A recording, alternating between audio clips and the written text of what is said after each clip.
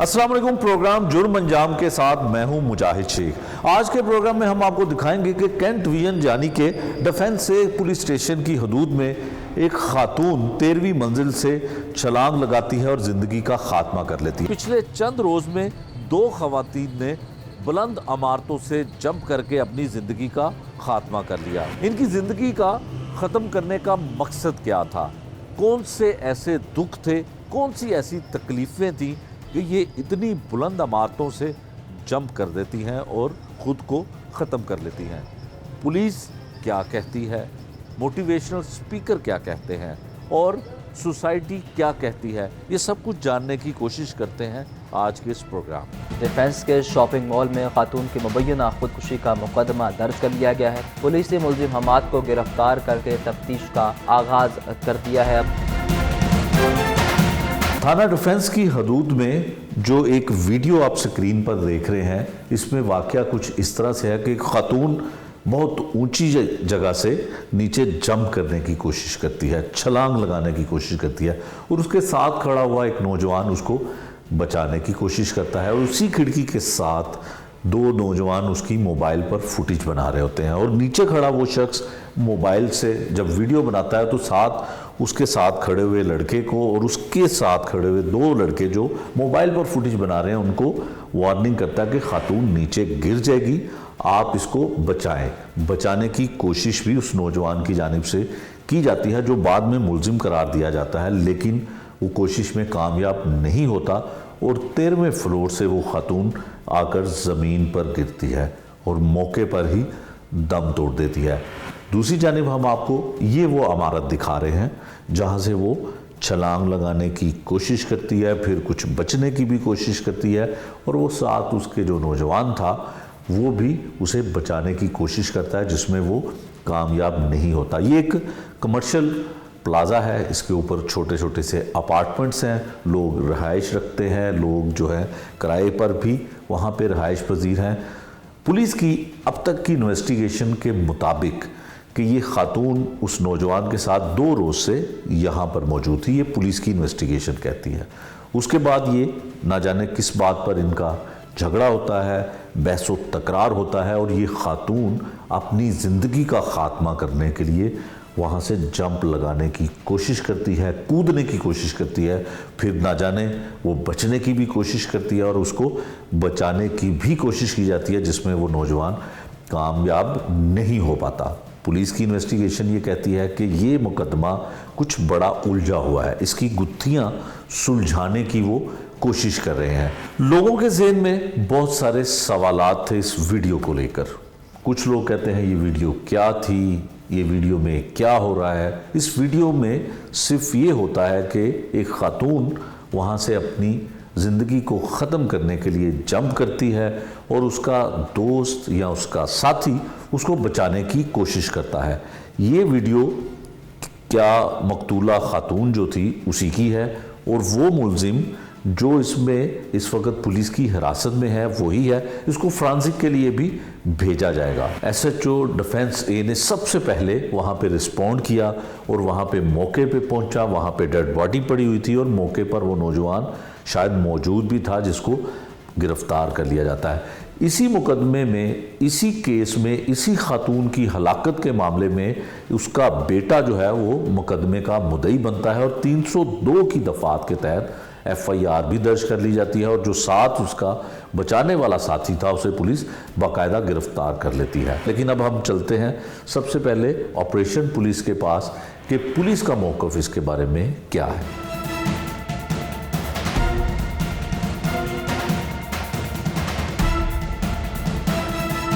थाना डिफेंस ए के SHO हैं जी असद इकबाल साहब हमारे साथ, जिन्होंने इस मौके पे सबसे पहले रिस्पॉन्ड किया, सबसे पहले पहुँचे।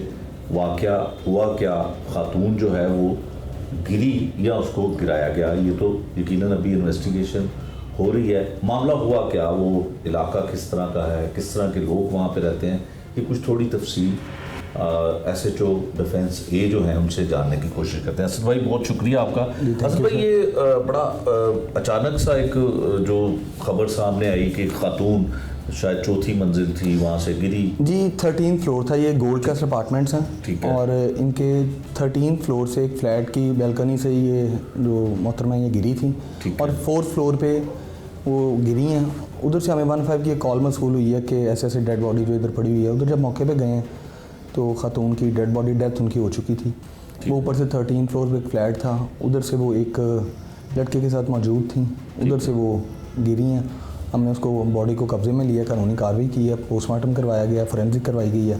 मज़ीद जो है वो तफ्तीश जो है वो जारी है। जी इन्वेस्टिगेशन। अच्छा असद साहब, होता क्या है कि जब 15 की कॉल आती है तो यकीनन आपको इतला मिलती है कि इस तरह से एक खातून है, उसकी डेथ हो गई है और वो इस तरह से गिरी है, तो फिर क्या आप पुलिस की जिम्मेदारी बतौर SHO आपकी क्या होती है कि कैसे आप रिस्पॉन्ड करते हैं? 15 पे जब कॉल आती है रेस्क्यू को बताया जाता है, क्या किया जाता है? जी सर, जब 15 की कॉल है, पहला तो प्राइम रिस्पॉन्सिबिलिटी होती है कि फौरी तौर पे मौके पे पहुंचा जाए। अगर वो उसमें कुछ ज़िंदगी के आसार बाकी हैं तो उनको हॉस्पिटल शिफ्ट करके वो ज़िंदगी बचाई जाए। लेकिन जब उधर गए हैं मौके पे तो वो उनकी डेथ हो चुकी थी। उसमें फिर ये होता है कि शवाहिद जो हैं वो ज़ाया ना हों। फर्स्ट रिस्पॉन्डर का काम होता है जाके जो क्राइम सीन है उसको बिल्कुल कॉर्डन ऑफ कर दे ताकि जो एविडेंस है वो कलेक्ट की जा सकें और वो ज़ाया ना हो। वो एविडेंस के लिए हमने फोरेंसिक लैब जो पंजाब फोरेंसिक साइंस ने उनकी लैब और हमारी लाहौर पुलिस की जो लैब है, फोटोग्राफी की लैब है, वो लैब को बुला के जो एविडेंस जो है उसको सिक्योर किया गया। ठीक है। अच्छा असद साहब, यकीनन इसमें इन्वेस्टिगेशन होगी। इन्वेस्टिगेशन विंग इसमें तफ्तीश करेगा और फिर पता चलेगा कि असल मरने की या गिराए जाने की या जो भी वजह है। FIR आपने दर्ज की जिसमें 302 की दफात हैं और बेटा खातून का जो है वो उसमें कंप्लेनेंट है। तो थोड़ा खातून के बारे में मतलब इन्वेस्टिगेशन को हम नहीं चाहते कि आप इन्वेस्टिगेशन जो है उसको डिस्टर्ब करें या हार्म करें। ये खातून का थोड़ा सा क्या है इंफॉर्मेशन आपके पास? खातून की हलीमा बीबी उनका नाम था, कैवलरी ग्राउंड की वो रेजिडेंट थी। ठीक है। उनकी बच्चे थे, बेटा था, बेटी उनकी शादीशुदा थी। ठीक है। और जो उधर से लड़का उस अपार्टमेंट से हमने पकड़ा, हमाद उसका नाम था। ठीक है। जो उनके साथ उस वक्त उस अपार्टमेंट में मौजूद था। ठीक है। और वो भी इधर फिरदौस मार्केट का रिहायशी है। आगे सर इन्वेस्टिगेशन हो रही है, तफ्तीश हो रही है, पता चलेगा क्या मुहरक़ात थे, किन वजह से क्या हुआ है, वो सारी आगे आई उस पर तरफ उसके बिल्कुल उसके बताएगा। अच्छा इस इलाके का थोड़ा सा बताइएगा कि जहाँ अपार्टमेंट थे किस तरह के लोग रहते हैं, कोई कमर्शियल एरिया है? जी सर, ये गोल्ड क्लास अपार्टमेंट्स हैं, ये 14 स्टोरी बिल्डिंग है। नीचे इसके जो है वो कमर्शियल यूज़ है, सारे मॉल्स बने हुए हैं और दुकानें हैं, ब्रांड्स की आउटलेट्स हैं। ऊपर इसके सारे जो लिविंग अपार्टमेंट्स हैं। ठीक है। उन लिविंग अपार्टमेंट्स का ये डबल डी हमारा मेन जो कमर्शियल डबल डी है उसके मेन बुलवर्ड के ऊपर ये सिचुएटेड है गोल्ड क्लास अपार्टमेंट। ये आपके नोटिस पे आया कि ये जो लड़का था ये अपार्टमेंट उसका अपना है या रेंट पे था या किसी के रेंट? नहीं, ये अपार्टमेंट रेंट पे था। अच्छा, ये इसका अपना? ये अपना अपार्टमेंट ही रेंट पे लिया हुआ। ठीक है। तो ये किसी कोई और किसी ने लिया हुआ था, इसी मुलजिम जो है? नहीं, इन्होंने लिया हुआ था। अच्छा, इन्होंने लिया हुआ था। अच्छा असद साहब, यहाँ पे बहुत सारे ऐसे अपार्टमेंट्स हैं जो यकीनन कमर्शियल के तौर पे भी यूज़ होते हैं, दफातर भी हैं, कुछ इस तरह के भी हैं। तो इन अपार्टमेंट में किसी से कोई थोड़ी बहुत इन्फॉर्मेशन मिली हो कि काफ़ी अर्से से ये लोग यहाँ रह रहे हैं? नहीं सर, ऐसा कोई नहीं। जुमे वाले दिन ये अपार्टमेंट जो है बुक हुआ था। ठीक है। रेंट पे लिया गया था जुमे वाले दिन और 2 दिन बाद ये इंसिडेंट हो गया। इंसिडेंट जो है हो गया। जी। आपके एक्सपीरियंस के नतीजे में एक सवाल आपसे कर सकता हूँ, लेकिन इस केस से उसका कोई ताल्लुक नहीं।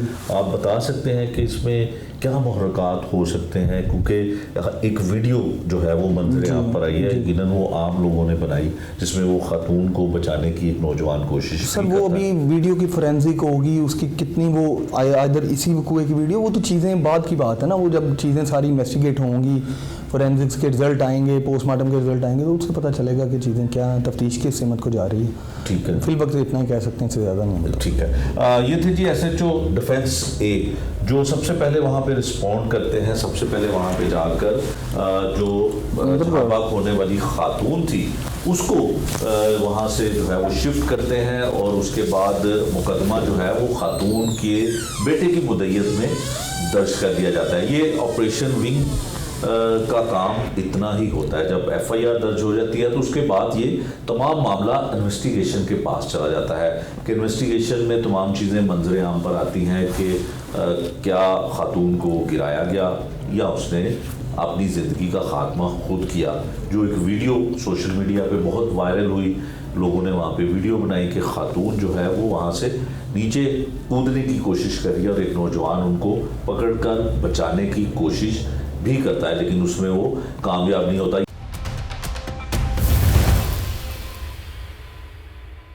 मोटिवेशनल स्पीकर हैं जी गुलसाना मंशा हमारे साथ हैं, इनसे पूछते हैं और जानने की कोशिश करते हैं जो इस तरह के खासकर वाक़यात ख़वातीन के साथ होते हैं, इनकी क्या वजूहात हो सकती हैं, हमारी सोसाइटी में, हमारे माशरे में इस तरह के वाक़यात बढ़ने की वजह क्या है। मैम बहुत शुक्रिया आपका वक्त का। ये बताइएगा कि जो इशू हम आपके पास लेके आए हैं बड़ा अजीब सा एक वाक़या पेश हुआ। एक खातून एक 13 फ्लोर के ऊपर से जंप करने की कोशिश करती है, साथ उसके एक लड़का होता है, उसको बचाने की कोशिश करता है, लेकिन वो उसको बचा नहीं पाता और वो नीचे गिरती है और उसकी डेथ हो जाती है। FIR जो है उस खातून की बेटे की मुद्दत में दर्ज हो जाती है और बाद में पता चलता है कि इनका अफेयर था और किसी बात पे झगड़ा हुआ। अच्छा। और फिर इस तरह से मामला हुआ। किस तरफ जा रहे हैं? मुजाहिद, पहले तो बहुत शुक्रिया for having me on your show. और जो टॉपिक आपने जब मुझे बताया कि हम इस मौजू पे बात करेंगे तो मैंने फ़ौरन आपको यस किया कि आ जाए कर लेते हैं इसके ऊपर हम बैठ के बात। इसलिए क्यों मुझे लगा कि ये टॉपिक बहुत इम्पॉर्टेंट है, या जो आपका क्वेश्चन है कि हम किस तरफ जा रहे हैं। माशरा वाकई ही बहुत और तरफ जा रहा है और इस किस्म के वाक़यात के पीछे एक कंप्लीट बैकग्राउंड होता है, एक स्टोरी होती है। जैसे अभी आपने बहुत मुख्तसरन उस स्टोरी को बयान किया कि खातून जो थी वो डेफिनेटली एक अच्छी एज की खातून थी, 40 प्लस, ठीक है, और एक अफेयर में थी, राइट। अभी तक जो बताया जा रहा है ये बहुत ज़्यादा हो रहा है। एक्चुअली रीज़न्स अगर हम देखें तो दो तरह के रीज़न्स सामने आते हैं। एक तो फाइनेंशियल रीज़न्स होती हैं कि जब इंसान बहुत दिल बर्दाश्ता हो जाता है, मैनेज करना मुश्किल हो जाता है, और दूसरी रीज़न्स जो सामने आती हैं वो आती हैं रिलेशनशिप्स की। ठीक है। और रिलेशनशिप्स और फाइनेंसेस दोनों को लेके पाकिस्तान के अंदर हमारी सोसाइटी में ये पिछले 4 से 5 साल के अंदर एक ड्रास्टिक चेंज आया है। ठीक है कि फाइनेंस के ऊपर बिहेवियर्स और रिलेशनशिप में बिहेवियर्स, लोगों के बिल्कुल आइडियोलॉजीज़ जो हैं वो चेंज हो गई हैं और वो सोचने ये हमारी जो कौम है ये इस तरफ चल पड़ी है कि ये अफेयर्स होना कोई बुरी बात नहीं है। अब प्रॉब्लम ये है कि क्रिएशन है मैन और वुमन की, और बनाने वाले ने दोनों को मुख्तलिफ बनाया है और तभी नाम भी मुख्तलिफ दिए कि एक आदमी है एक औरत है। ठीक। कैटेगरी इंसानों की है, लेकिन दोनों की फितरत में अल्लाह ने फ़र्क रखा। ठीक है। अब औरत पहले तो जब मुझे याद है हमारे पेरेंट्स के दौर की अगर हम बात करें तो आप देखें कि इस तरह के इंसिडेंट्स ना होते थे। सुसाइड कमिट करने के इंसिडेंट्स का रेशो ना होने के बराबर था। उसकी एक रीज़न थी कि एक वर्ड होता है कमिटमेंट इन योर रिलेशनशिप्स। आज कमिटमेंट के वर्ड को आज के मोटिवेशनल स्पीकर ने बिल्कुल एक तो मोटिवेशनल स्पीकर्स ने, एक साइकोलॉजिस्ट्स ने, साइकियाट्रिस्ट्स जो होते हैं उन्होंने, और एक ये जो मेंटल वेलबींग के ऊपर लोग बात करते हैं और ये कहना शुरू उन्होंने कर दिया है कि जी लम्हा मौजूद में रहें और आगे बढ़ जाएं। लम्हा मौजूद तो लम्हा मौजूद से मुराद कि आज जो है उसको चेरिश करो। अच्छा। और पीछे जो हो गया है उसको भूल जाओ। आप मुझे एक बात बताएं, क्या ह्यूमनली ये पॉसिबल है? क्या कागज़ के ऊपर कोई लिखी हुई पेंसिल से कोई रसीद है कि जिसको आपने इरेजर पकड़ा और इरेज कर दिया? It is not possible. Scientifically, it is not possible that what has happened in your past can be erased. It's going to stay with you forever. ये नहीं जा सकता। और दूसरी बात, जिसको आप पास्ट कह रहे हैं वो कभी आपका लम्हा मौजूद था। अगर आप लम्हा मौजूद की भी बात करते हैं तो what is happening today was created somewhere in the past.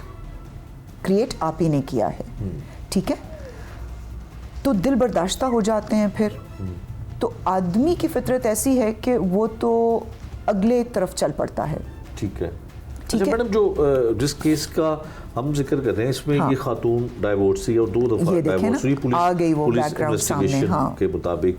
फिर आप इसमें फाइनेंशियली एक बता बिल्कुल, रही हैं, आप element, चीज़ एलिमेंट बिल्कुल। बता रही हैं, हाँ। तो ये 2 चीज़ें बिल्कुल मुख्तलिफ हैं। हाँ। एक डाइवोर्स होना, फिर डाइवोर्स होना, फिर फाइनेंशियली आप क्या सपोर्ट कर रहे हैं, फिर हाँ। उसमें ड्रग्स का इस्तेमाल ड्रग्स का इस्तेमाल। अब देखिए वही बात आ गई कि एक तो वो रिलेशनशिप को कैरी नहीं कर पा रही, एक रिलेशन गया, दूसरा गया, फिर तीसरे को भी उन्होंने ट्राई किया, क्योंकि वो रविश वो पकड़ रही हैं मूव ऑन वाली। ठीक है। वो मूव ऑन करने के चक्कर में कमिटमेंट और रिलेशनशिप को निभाने का तरीका नहीं सीख रही। वो 10 और रिलेशनशिप्स में भी चली जाएंगी तो उनके साथ ऐसे ही होगा, वो ऐसे ही बिहेव करेंगी। तो आखिर जब उन्होंने ये देखा कि मैं मैनेज नहीं कर पा रही, और औरत का दूसरा प्रॉब्लम ये है कि वो फाइनेंशियल सपोर्ट की आदी हो गई हुई है। तो वेज आउट तो बहुत हैं। एक तो फाइनेंशियल स्ट्रेस की वजह से इस तरह के हादसात होते हैं जब आप खर्चा पूरा नहीं कर पाते, और फिर आप बता रहे थे कि उनके बच्चे भी हैं, डेफिनेटली माशाल्लाह जवान बच्चे हैं। तो एक तो इस तरह का मतलब ज़रूर किया जाए। रिलेशनशिप्स में जाने से पहले आदमी आपको जब घेरता है या औरतें जब आदमियों को घेरती हैं तो वो शुरू में तो बहुत एक प्रैक्टिकल अप्रोच होती है। तो जब आप उस इमोशनलिज्म को घेर लेते हैं पूरी तरह, फिर आपको लगने लगता है कि जी ये पोजेसिव हो रही हैं, ये बहुत इमोशनल हो रही हैं। अब औरत की ब्रीड जो है वो डिज़ाइन ही ऐसे की गई है, इसमें औरत का इतना कसूर नहीं है। वो जितना मर्जी कोशिश कर ले वो प्रैक्टिकलिज्म को वो करने की या वो करने की, एक मोमेंट आएगा कि उसकी फितरत बाहर आएगी। ठीक है। अब उस फितरत को फाइट करने के लिए उसने ड्रग्स भी किए, उसने डिफरेंट भी होती है, उसकी शक्ल मुख्तलिफ भी होती है। बहुत सी औरतें, अब ये जो नई रविश बन गई है, मॉडर्न ये जो वर्ड्स आ गए हैं मूव ऑन करने के लिए, और एक को छोड़ो दूसरे के साथ चल पड़ो, इससे नहीं चला तो और आगे चल पड़ो। अब कुछ खवातीन इसमें ड्रग्स का इस्तेमाल शुरू कर देती हैं, कुछ जो हैं वो रिलेशनशिप्स के ऊपर रिलेशनशिप के ऊपर रिलेशनशिप को कर रही हैं। देखिए है तो अनएथिकल। इसका मतलब है कि आपकी सोसाइटी के अंदर से सिंसियरिटी, कमिटमेंट जैसे वर्ड्स को आप ख़त्म कर रहे हैं। तो जब मोटिवेशनल स्पीकर से भी ये गुजारिश है कि जब वो इस तरह के अल्फाज का इस्तेमाल करें तो काइंडली उसकी डेफिनेशन को, या जब मेंटल वेलबींग वाले लोग लम्हा मौजूद की बात करते हैं, प्रेजेंट मोमेंट में रहने की बात करते हैं, तो वो बताएं कि प्रेजेंट मोमेंट क्या है, और वो बताएं कि कहाँ से क्रिएट हुआ है आपकी आज की सिचुएशन। तो एक के बाद दूसरी रोटी, दूसरी के बाद तीसरी रोटी, चौथी रोटी, आप कितनी की रोटियां खाएंगे मुजाहिद? और जो वो कहते हैं कि जी अपने पास्ट को भूल जाओ, हंडिया जब आप बनाते हैं, आप मुझे एक बात बताएं, उसमें नमक मिर्च मसाला डल गया, क्या आप मिर्च को उस हांडी के अंदर से निकाल सकते हैं? बिल्कुल नहीं। जब वो पक के तैयार हो गई है, नहीं निकाल सकते। तानो वो हांडी सुटनी पेगी, और हांडी फेंकना इतना आसान नहीं होता, बड़ी मेहनत से बनती है वो हांडी। बिल्कुल ऐसे ही है। पैसा लगता है उसके ऊपर, आपकी मेहनत लगी होती है, आपके मिर्च मसाले लगे होते हैं। ज़िंदगी भी बिल्कुल ऐसे ही है, रिलेशनशिप्स भी बिल्कुल ऐसे ही हैं। तो आदमियों से ये गुजारिश है कि वो अपने उस टेम्परेरी प्लेजर की खातिर एक के बाद दूसरी और दूसरी के बाद तीसरी औरत के साथ इस तरह का ये मत सोच के करें, क्योंकि आदमी उस वक्त औरत को कैप्चर करता है जब वो अपनी किसी बहुत बड़ी वीकनेस में या किसी बहुत कमज़ोर लम्हे में बैठी होती है। आदमी वहाँ पे उस गैप को फिल करने की कोशिश कर रहा होता है। ये होता अचानक है या ये होता बहुत अफसोस के साथ मुजाहिद, मैं आपको एक बात बताऊं कि मेरा रिसेंटली कुछ लोगों के साथ वास्ता पड़ा और मुझे ये जुमला सुनने को मिला कि हम दोस्तों के बीच में ये डिसाइड हुआ है कि हमने डिवोर्स सी ख़वातीन और ज़्यादा उम्र की ख़वातीन और जो फाइनेंशियली स्टेबल ख़वातीन हैं उनके साथ हम अपने रिलेशनशिप्स रखते हैं, क्योंकि एक तो इनके ऊपर पैसा नहीं खर्च करना पड़ता, दूसरा उनको रात देर तक आप अपने साथ रोक सकते हैं, क्योंकि जो यंग गर्ल है जो अपने घर से आई है उसकी जारी बात है माँ बाप पूछेंगे कि आप रात 10 बजे के बाद कहाँ थी। तो आदमियों के केसेस में तो ये प्लान्ड है। ठीक है।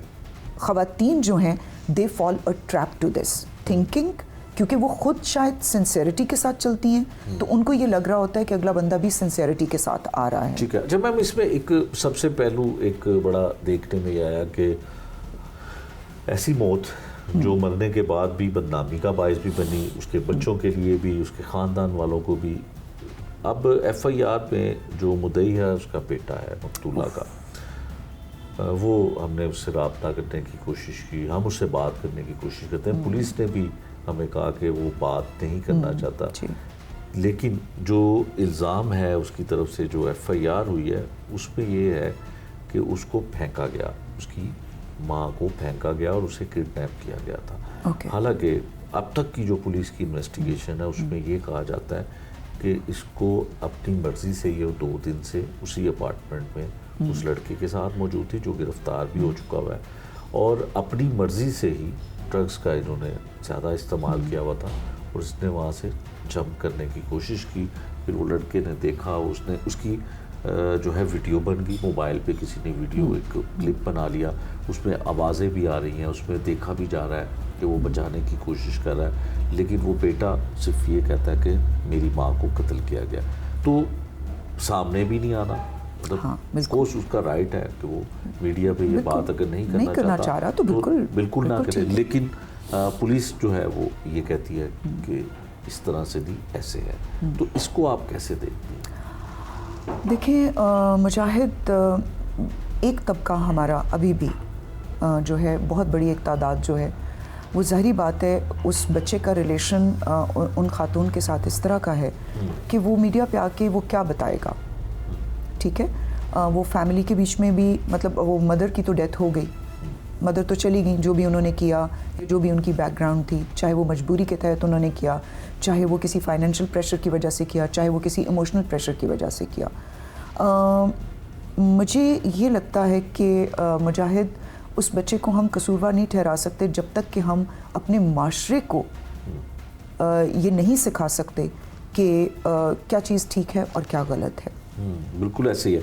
अच्छा, अब या तो हम इन चीज़ों को एक्सेप्ट कर लें कि ठीक है जो हो रहा है उसको होने दें, तो फिर आप ये इस बात के लिए तैयार रहें। अगर आप ये सोचते हैं कि ये मूव ऑन करना, टेम्परेरी सॉल्यूशंस ढूंढना, या टेम्परेरी, चाहे वो ड्रग्स की शक्ल में है, चाहे वो किसी अफेयर की शक्ल में है, अगर तो आपने ये सोच लिया है कि ये सब कुछ ठीक है, तो फिर आप तैयार रहें कि फिर आपको इस बात के लिए जवाबदेह भी होना पड़ेगा। अगर आप बता रहे हैं कि वो बच्चा जो है वो ग्रोन अप है, तो डेफिनेटली उस बच्चे के सामने ही ये सब कुछ हो रहा था। ऐसा तो देखें, मैं अगर एक घर में रह रही हूँ तो मैं ये नहीं कह सकती कि, या मैं इतनी वो तो नहीं हूँ कि मुझे ये ना पता लगे कि मेरे घर के बीच में मेरे बेटे क्या कर रहे हैं, मेरी बेटियाँ क्या कर रही हैं। मैं अननोन नहीं हो सकती, मैं भी इसी माशरे का हिस्सा हूँ।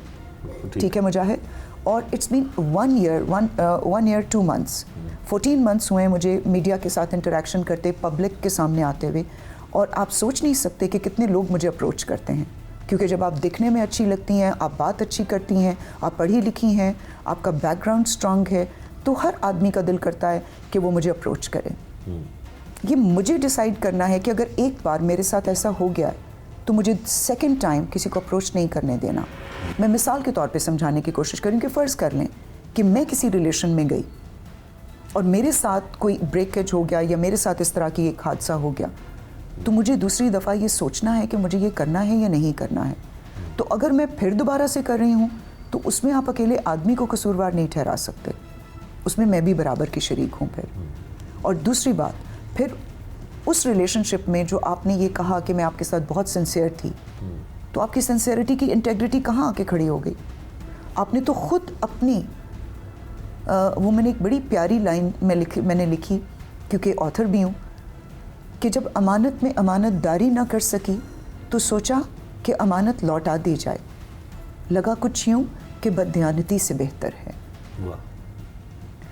तो अपनी कोड ऑफ कंडक्ट का रिस्पॉन्सिबिलिटी लेना, चाहे औरत है चाहे आदमी है।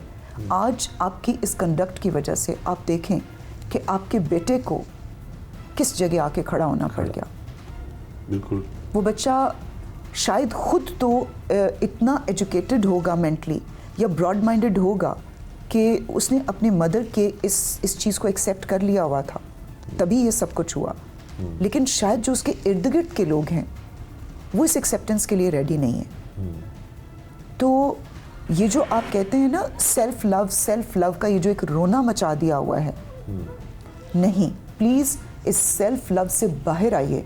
ये जो मेंटल वेल बीइंग और साइकियाट्रिस्ट और मोटिवेशनल स्पीकर्स आपको ये जो एक सबक सिखा रहे हैं, आपको ये समझने की ज़रूरत है कि आपकी ज़िंदगी के साथ 3-4 दूसरी ज़िंदगियां जुड़ी हुई हैं जिनका मान है आप, जिनका सम्मान है आप। और इन रिलेशनशिप्स की खातिर अल्लाह ताला ने अगर इनको आपके साथ जोड़ा है तो मैं ये नहीं कहती कि आप उनकी खातिर कुर्बानियाँ दें, लेकिन आपके तय एक ज़िम्मेदारी है जो आपको निभानी है, जिसमें कभी आपको दुख उठाना पड़ेगा, कभी आपको सुख मिलेगा। उन सुखों को संभालिए, दुखों को ख़त्म कीजिए। जो खुशी आप किसी बाहर के इंसान में ढूंढ रहे हैं, वही खुशी आप अपने घर में क्रिएट कर सकते हैं। तो उस खुशी को अपने घर के अंदर क्रिएट कीजिए, क्योंकि जब आप एक से दूसरे इंसान, दूसरे से तीसरे इंसान की तरफ जाते हैं तो आप तो खुद ये बता रहे हैं कि आप कितने निचले दर्जे के इंसान हैं, चाहे आप आदमी हैं चाहे आप औरत हैं। क्यों? क्योंकि अगर आपने अपने पास्ट के लम्हे को ओन नहीं किया हुआ, उसकी जिम्मेदारी नहीं उठाई हुई, तो आप लम्हा मौजूद को क्या सेलिब्रेट करेंगे? आप नहीं कर सकेंगे। अच्छा, इसके साथ एक और वाकया हुआ। एक 2 दिन बाद एक लड़की, उसकी 17-18 साल उम्र है, और उसने भी एक जगह से ऐसी बिल्डिंग से जंप किया। कसूर से उसका ताल्लुक था, लेकिन कोई वजह सामने नहीं आई। उसकी वजह यह है कि पुलिस में उसकी रिपोर्ट नहीं हुई। उसकी मदर आई, उन्होंने कहा जी हमने कोई लीगल एक्शन नहीं करना, तो हमें बच्ची की डेड बॉडी दे दें। कुछ लोग कहते हैं कि वो किसी घर में काम करती थी, लेकिन सेम ऐसा ही हुआ कि उसने बहुत ऊपर वाली जगह से जंप किया और उसकी भी डेथ हो गई। हाँ, अब देखिए, मैंने अभी आपसे एक बात कही मुजाहिद, कि एज तो अब मैटर ही नहीं कर रही। अब तो ये केसेस 12 साल की एज से स्टार्ट होके, तो अभी आपने बताया 40+, ठीक है, ये तो अब एज तो मैटर ही नहीं कर रही। एज नहीं, ज़हन मैटर करता है। मुझे लगता है कि आज का बच्चा वक्त से पहले बड़ा हो रहा है, क्योंकि उसको एक्सपोजर बहुत मिल गया।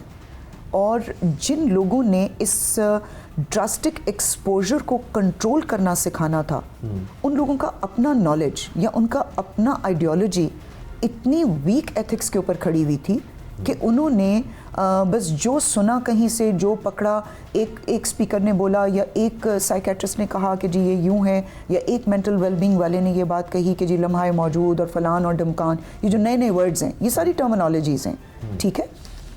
लम्हा मौजूद में रहना बहुत डिफ़िकल्ट काम है, बहुत डिफ़िकल्ट काम है। और अगर उस लम्हा मौजूद के अंदर तकलीफ़ है, पेन है, तो तभी उसके कॉन्सिक्वेंसेस इस तरह के आएंगे। बच्चे, जाहिर बात है, वो जो एज ग्रुप आप बता रहे हैं, वो तो मेंटली अभी ग्रो ही नहीं की होगी वो बच्ची। लेकिन दूसरी तरफ आप देखें कि हम दोनों ऐसे केसेस की बात कर रहे हैं जहाँ पे एक तरफ एक अच्छी खासी एक्सपीरियंस्ड खातून और दूसरी तरफ टोटल एक रॉ बच्चा जो है वो है। उसकी रीज़न मैंने आपको बता दी है कि फैब्रिकेशन ऑफ ह्यूमन बॉडी एक कंटेनर है। अल्लाह ने 3 चीज़ें डाली हैं मुजाहिद। एक है आपका ब्रेन, बहुत इंपॉर्टेंट, कंटेनर में और भी बहुत कुछ है, लेकिन बाकी पुर्जों को रन करने के लिए 3 चीज़ें हैं, ठीक है। एक है आपका ब्रेन, एक है आपका हार्ट, ठीक है, और तीसरी चीज़ है आपकी सोल। जो लोग ब्रेन से बिल्कुल काम लेते हैं वो बहुत प्रैक्टिकल हो जाते हैं, ठीक है। जो लोग अपने दिल से काम लेते हैं वो इमोशनलिज्म की तरफ चले जाते हैं। और एक काइंड ह्यूमंस की ऐसी है जिनका हार्ट और ब्रेन सिंक कर जाता है एक पॉइंट के ऊपर आके, और जिस पॉइंट के ऊपर आपका हार्ट और ब्रेन सिंक कर जाए वो पागलपन में चेंज हो जाता है।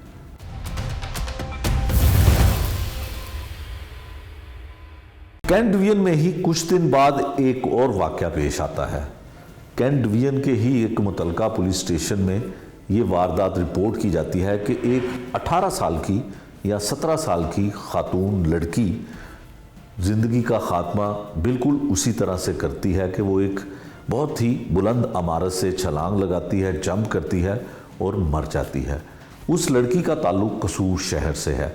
इत्तलात के मुताबिक कि वो यहाँ पे किसी के घर में काम काज करती थी। उसने ज़िंदगी का ख़ात्मा क्यों किया, उसने अपने आप को क्यों मारा, इसके बारे में कोई तस्दीक नहीं हो पा रही, क्योंकि पुलिस ने जब इसके ख़िलाफ़ इस एक्शन पर कोई कानूनी कार्रवाई करना चाही तो मकतूला खुदकुशी करने वाली जो बच्ची थी उसकी वालदा और दीगर घर के लोग आए और पुलिस को उन्होंने बताया कि वो किसी किस्म की कानूनी कार्रवाई नहीं करना चाहते हैं। बच्ची ने खुदकुशी की है और ये एक खुदकुशी का मामला है, इसमें किसी ने किसी को कत्ल करने की कोशिश नहीं की और ना ही किसी ने उसको धक्का दिया। पुलिस जो है वो कानून के मुताबिक एक कार्रवाई करती है, कोई FIR दर्ज नहीं करती है और डेड बॉडी जो है वो वारसों के हवाले कर दी जाती है और उसकी डेड बॉडी को वो अपने आबाई शहर में ले जाते हैं और वहाँ पे उसकी तदफीन कर दी जाती है। एक हफ्ते में 2 वाक़यात होते हैं कैंट डिवीजन में।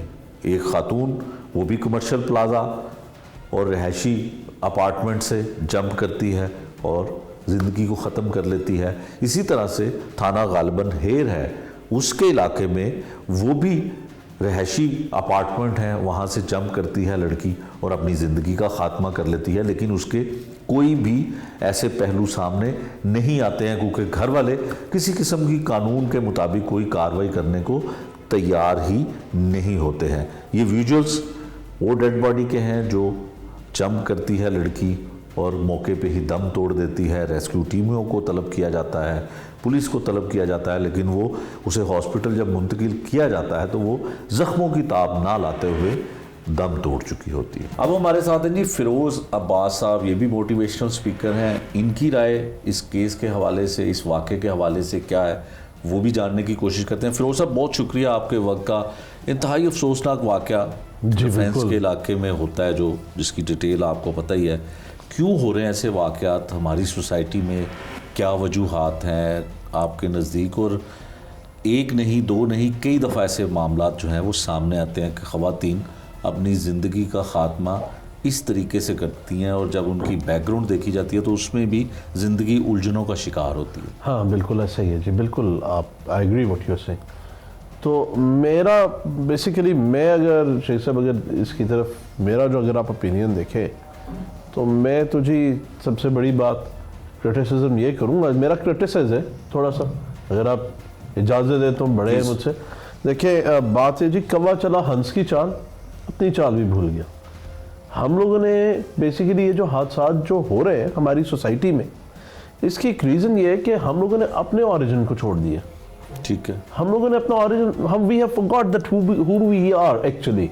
हम लोगों ने दूसरों की तहजीबात को अपनाने के लिए और तालीमात को अपनाने के लिए अपना लिविंग स्टैंडर्ड जो है ना, वो अपना लिविंग स्टाइल, अपना पैटर्न तब्दील कर दिया बेसिकली। तो हम अपनी हकीकत से दूर हो चुके, जिसकी वजह से हम किसी और तहजीब में ढल भी नहीं सके, ठीक है, और अपनी तहजीब हम लोगों ने खो दी। ड्यू टू विच आज ये जो सारे सिलसिले हो रहे हैं, क्यों हो रहे हैं? हमारा एक बेसिकली जी कॉन्सेप्ट है, कल्चर है। हर कंट्री, हर नेशन, हर कौम अपने कल्चर के हिसाब से पहचानी जाती है और वो अपने कल्चर को लेकर चल रहे हैं। मैं आपसे पूछूंगा, मुझसे बड़े हैं, इससे अगर आप बता सकते हैं कि हमारा कोई एक पर्टिकुलर कोई कल्चर हो या हमारे में कोई कल्चरल नॉर्म्स पाए जाते हैं? नहीं है ना। We do not have any cultural norms. आप ईरान चले जाएं, आप इराक चले जाएं, आप सऊदीया चले जाएं, ठीक है, आप मदीना जाएं, मक्का जाएं, करबला जाएं, नजफ जाएं, मशहद चले जाएं, कुम चले जाएं, जो उनके नॉर्म्स हैं, जो अक़वाम कहलाई जाती हैं, वो अपने नॉर्म्स को, अपने ट्रेंड्स को, अपने ट्रेडिशंस को बड़े रिस्पेक्टफुली फॉलो करते भी हैं और करवाते भी हैं। जब आप उधर जाएंगे ना जी, इफ़ यू गो टू, मेरा ज़ाती तौर पे एक्सपीरियंस हुआ, मैं इराक गया जी, मुझे वहाँ पे जाके व्हेन आई वेंट देयर तो मुझे उनकी प्रैक्टिसेस के मुताबिक चलना पड़ा। उनको एलैबोरेट करने के लिए मुझे उनकी ज़ुबान में मुझे ट्रांसलेटर ढूंढना पड़ा कि जो मेरी बात कम्युनिकेट कर सके। अगर यहाँ पे कोई बंदा आके बात करेगा, इंग्लिश में बात करेगा, तो हमारे लिए वो रिस्पॉन्ड करना बाइस फ़ख्र होगा। मुझे हम लोगों ने अपना ओरिजिन छोड़ा। हमारे बच्चे को उर्दू सही तरह बोलनी आती हो ना आती हो, हर माँ बाप इस चीज़ के अंदर जो है जी वो जुड़ा हुआ है कि उसके बच्चे को अंग्रेज़ी आती हो सही तरह बोलनी, चाहे उर्दू का एक लफ्ज़ ना बोलना आता हो, और बड़े फ़ख्र से बताते हैं जी, our son can not speak in Urdu, talk to him in English. ये हम लोगों ने अपनी बेसिस छोड़ दी। इसी वजह से ये जो इस वक्त के मामलात हो रहे हैं, ज़हनी हम लोग ज़हनी दबाव का, ज़हनी तासुबात का शिकार हो चुके हुए हैं। जो ये भी मामला जो दरपेश आए हैं, जो आप मेरे साथ डिस्कस कर रहे हैं कि बंदा किसी को भी ब्लेम करने से पहले उसकी बैकग्राउंड देखे तो सही कि हुआ क्या। 2 डाइवोर्सेस, व्हाई 2 डाइवोर्सेस? पहली शादी के बाद हुआ ऐसा हुआ क्या था कि दूसरी शादी करनी पड़ी, तलाक हो गई? और कहीं जब दूसरी शादी हो रही थी तो क्या ऐसा तो नहीं हो रहा था कि जो पिछली शादी में मामला थे वही फिर से रिपीट हो रहे हैं? और जब जाहिरी बात है, जब इंसान को घर से सुकून नहीं मिलता तो इंसान बेसिकली वेंट आउट करने के लिए बाहर की रास्ता अपनाता है कि जी कोई ऐसा हो जो उसकी बात समझे, उसकी बात को कहीं पे एक्नॉलेज कर ले, किसी तरीके से कन्विंस हो जाए। तो इसमें फाइनेंशियल क्राइसिस भी शामिल होता है? फाइनेंशियल क्राइसिस भी शामिल होते हैं जी, मगर उससे सबसे बड़ी बात यह कि मेंटल कंपैटिबिलिटी का सवाल है ना जी। कंपैटिबिलिटी नहीं होगी, फाइनेंशियल क्राइसिस जो है इवेंचुअली इंसान फाइनेंशियल क्राइसिस को जोड़ तोड़ के किसी भी तरीके से मिलजुल के मैनेज कर लेता है। फाइनेंशियल क्राइसिस भी तभी आते हैं जब एक दूसरे के साथ बंदे को समझ नहीं आती कि how to spend and where to spend. अगर एक बंदे की तनख्वाह है 40, 50, 60 हज़ार रुपये और उसकी अपने पार्टनर के साथ कंपैटिबिलिटी है, अंडरस्टैंडिंग है कि उस 40, 50, 60 हज़ार रुपये की का ब्रेक डाउन कैसे करना है, तो वो लोग बाय द टाइम वो कुछ ना कुछ किसी ना किसी तरीके से इज्जत से उसका गुजारा कर लेंगे। मगर जब एक की प्रायोरिटी कुछ और दूसरे की प्रायोरिटी कुछ और है और दोनों एक दूसरे को अंडरस्टैंड ही नहीं कर पाते, कंपैटिबल ही नहीं है, तो वो किस तरीके से गुजारा करेंगे? और सबसे बड़ी बात, कंपैटिबिलिटी क्यों नहीं?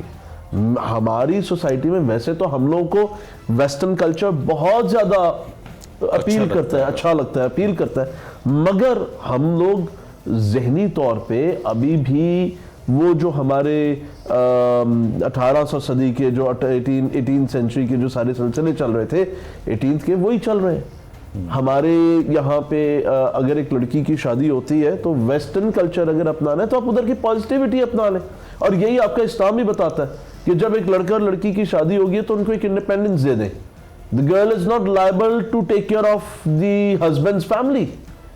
लड़की के ऊपर वाजिब नहीं है कि वो सास का ख्याल रखेगी, ससुर की खिदमत करेगी, नंदों की तंज सुनेगी। लड़की और लड़के का काम है शादी के बाद एक दूसरे को लुक आफ्टर करना, एक इंडिपेंडेंटली। अगर हम लोग ये चाहते हैं कि हमारी बेटी को एक इंडिपेंडेंट जिंदगी मिले तो वाई नॉट हम लोग ये अपनी बहू के लिए या अपनी बहन, अपनी बीवी के लिए क्यों नहीं सोचते? बिल्कुल ठीक। अब हमारे सोसाइटी में जो वैसे तो हम लोग कॉपी वेस्ट को करते हैं सिर्फ ड्रेसेस की हद तक या जुबान की हद तक। अगर हम लोग उनकी पॉजिटिविटी अगर अपना लें तो काफ़ी चीज़ें बेहतर हो जाए। देखें ना जी, लड़की की शादी एक बंदे के साथ यहाँ पे नहीं होती, पूरे ख़ानदान के साथ होती है। और शादी के कई अरसा तो लड़का जो है वो कोशिश ये कर रहा होता है किसी तरीके से मां नाराज़ ना हो जाए, बहन नाराज़ ना हो जाए, बीवी को बाहर लेकर जाऊंगा, अकेला ले जाऊंगा तो घर वाले नाराज़ हो जाएंगे, माँ में कुछ अगर लड़के के पास रिसोर्सेज कम है और वो अपनी बीवी, क्योंकि नई नई शादी हुई है, बीवी को गिफ्ट देने लगेगा तो उसके लिए वो भी कन्फ्यूजन होगी कि अगर बीवी को दे दिया तो माँ को नहीं दूंगा। पहले लड़के का काम था कि जी पूरी तनख्वाह ला के माँ के हाथ में देता था, मगर अब लड़के के घर में एक और औरत आ चुकी है जो कि उसी के ऊपर डिपेंडेंट है। तो हमारे जो फैमिली सेटअप्स है यहाँ पे, सबसे बड़ी बात जो यहाँ पे अब कंपैटिबिलिटीज नहीं हो रही, उनकी एक वजह ये है कि थ्रू आउट इंटरफेरेंस है शादी के पहले दिन से। और मैं आपको एक सच्ची बात बताऊँ, यकीन करें शेख साहब, कि लड़का और लड़की आपस में शायद तलाक ना करना चाहते हो और तलाकें हो भी ना, मगर इंटरफेरेंसेस इतनी होती हैं कि वो अपने आप को एक्सप्रेस ही नहीं कर पाते कि वो एक्चुअली चाहते क्या हैं, और उनको खुद भी नहीं पता होता कि वो क्या चाहते हैं, क्योंकि उनकी ओपिनियन बेस हो रही होती है दूसरों की ओपिनियंस पे। बिल्कुल ठीक है। अच्छा फिरोज साहब, ये बताइएगा कि इन चीज़ों को ठीक करने के लिए हमें कौन सा रास्ता इख्तियार करने की ज़रूरत है? देखिए सर, नहीं बदली खुदा ने उस कौम की हालत, ना हो जिसको ख्याल खुद अपनी हालत के बदलने का। सबसे बड़ी बात यह कि इंसान, हम लोग पहले अपना घर दुरुस्त करें ना। हमारे घर में इंसान की ज़िंदगी के साथ बहुत सारे रिश्ते मुंसलिक हैं, हम अपने अपने घरों को दुरुस्त करें। हम अपनी माँ बहनों बेटियों को देखें ना जी, उनको एक स्पेस दें, बीवियों को भी स्पेस दें। एक स्पेस, हर रिश्ते में एक स्पेस जो है वो एक रिस्पेक्ट फैक्टर है, and which is very much important. हर एक इंडिपेंडेंस है, एक स्पेस है। आप सफोकेशन ख़त्म करें, सबसे बड़ी बात यह है। और एक दूसरे को इतना कॉन्फिडेंस, एक फर्ज सबसे बड़ी बात, हम लोग अगर एक बीवी मियाँ के साथ बात नहीं कर रही या थोड़ी सी डिस्टेंस पे है या कोई उसकी अपनी प्रायोरिटीज़ है, तो फौरन बंदा कहेगा या उसके घर वाले कहेंगे इसका कहीं और चक्कर चल रहा है। ठीक है, वो एवेंचुअली उसको इतना पुश करेंगे कि एवेंचुअली वो कहेगी कि जी पहली बात तो है कि अच्छा चल रहा है ना तुम लोगों के मुताबिक, मैंने नहीं किया तो फिर भी मेरा पर इल्जाम है, चलो मैं करती हूँ। और इवेंचुअली मेंटली इतनी डिस्टर्ब हो चुकी होगी कि शी वुड नीड समबडी जो उसकी बात सुने और समझे। ये जो पॉइंट होता है ना, ये बड़ा सेंसिटिव पॉइंट होता है जहां से रिश्ते खराब होने शुरू होते हैं। तो पहली बात तो ये समझने की जरूरत है हमें कि अगर एक लड़का एक लड़की को एक्सेप्ट करता है, शादी करता है, तो लड़की को ये फेथ होना चाहिए कि बाकी ऑप्शंस छोड़ के मुझसे शादी कर रहा है, is meant by that he is sincere to me, and so goes for the female.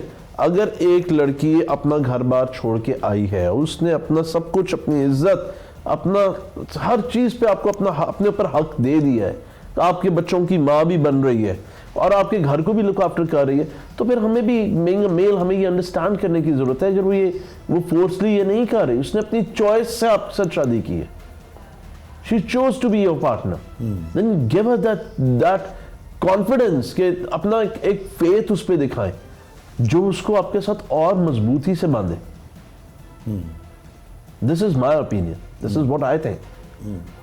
अच्छा फिरोज साहब, इसमें एक और चीज़ है कि जो ख़वातीन के रिलेशन इस तरह के कायम हो जाते हैं बाहर, और चाहे वो डिवोर्सी हों या शादीशुदा हों, बिल्कुल, तो ये भी तो बिगाड़ एक सोसाइटी में पैदा करते हैं, फिर जिसके नताइज इस तरह के निकलते हैं कि 14वीं मंजिल से जो है वो जंप करना पड़ता है और साथ खड़ा हुआ नौजवान फिर पुलिस की हिरासत में आ जाता है और उसको 302 की दफात के तहत जेल में भिजवा दिया जाता है। देखिए बात ये सर, मैं आपकी बात से बिल्कुल सहमत हूँ कि ये हमारे अल्लाह माफ़ करे और अल्लाह हमारी हालात में रहम फरमाए, क्योंकि ये चीज़ बहुत ज़्यादा कॉमन होने लग पड़ी है।